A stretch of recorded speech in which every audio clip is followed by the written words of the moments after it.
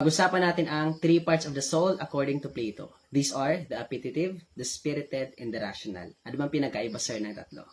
First one is the appetitive. Ito po yung makikita mo sa mga halaman. Kaya nga from the word appetite, which means food.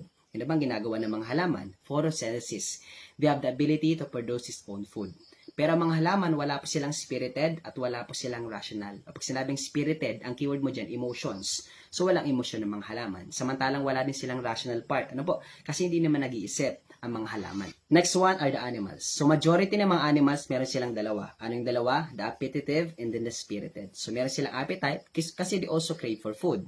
Meron silang spirited kasi meron na silang emosyon. Ano? Kaya meron silang fear, merong takot, merong anger, or aggression. Pero majority of the animals ay wala silang rational part. Ang meron lang sa kanila ay appetitive at spirited.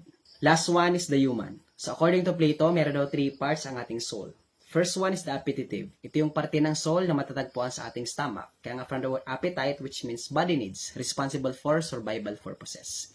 Next one is the spirited. Ito yung parte ng soul na matatagpuan sa ating chest, na responsible for emotions.